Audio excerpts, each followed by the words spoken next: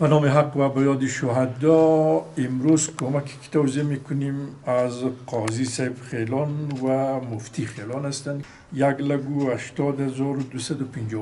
افغانی کمک روان کردن که 1,81,000 حساب میکنیم. دامرست چنان شودی قاضی صاحب خیلان او مفتی صاحب خیلان 1,80,215 چی 1,81,000 شمیرو.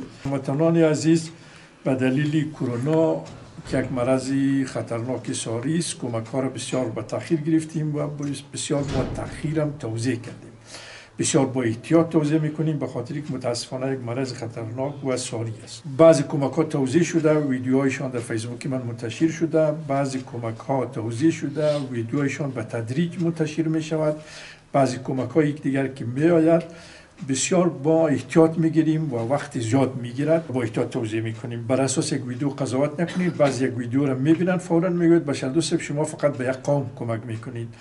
اگر شما در فیسبوک من و کانال یوتیوب من بروید، در 11 سال از پول شما وطن دوستان و 16 سال از پول وزارت و وکالت خود کمک کردیم. هیچ فرقی در قلب من نیست. به تمام اقوام، مذاهب و مناطقی که افرادش که در کابل زندگی میکنه تا جایی که تمام بوده کمک کردیم، ویدیوشان منتشر کردیم.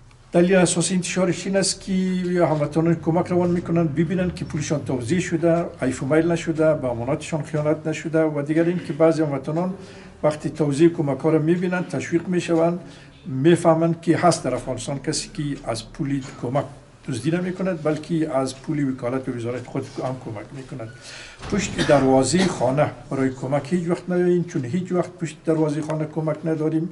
از طریق ایمیل، مسیج، تلفن هم درخواست کمک نکنید، چون این شیوه کمک ما نیست. گران هوادارو، په ډیر تاخیر د تاسو مرسته مو واخیستل ځکه چې د کورونا په دلیل یو خطرناک ناروغي ده او په ډیر احتیاط مې وویشل.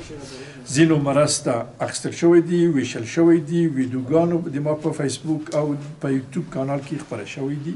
ځینو مرستې ویشل شوی دی او په تدریج ویډیوګانو خپاره کیږي.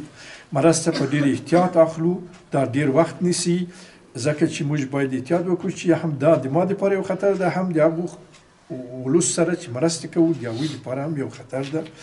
د یو ویډیو په بنسټ قضاوت مه کوئ. ځینو یو ویډیو ویني او فورا قضاوت کوي چې بشر صاحب تاسو یوازې یو قوم سره مرسته کوئ. که د ما په فیسبوک کې ولاړ شئ تاسو وینئ چې هیڅ توپیر د ما په زړه کې نشته. ټول د خالق مخلوق ده.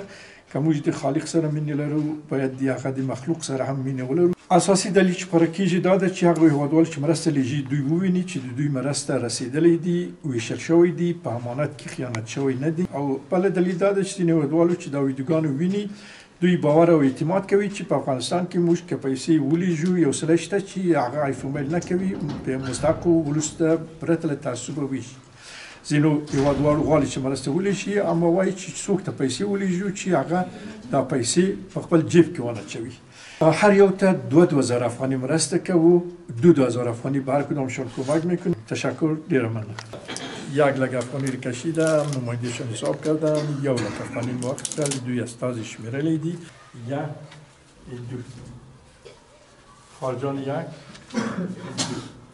برای ثبت توفیق درویش 1 2 برای ثبت توفیق درویش خارجان 1 2 برای ثبت توفیق درویش خارجان 1 2 خارجان برای ثبت توفیق درویش 1 2 خارجان برای ثبت توفیق درویش 2 خارجان 1 2 برای ثبت توفیق درویش خارجان 1 2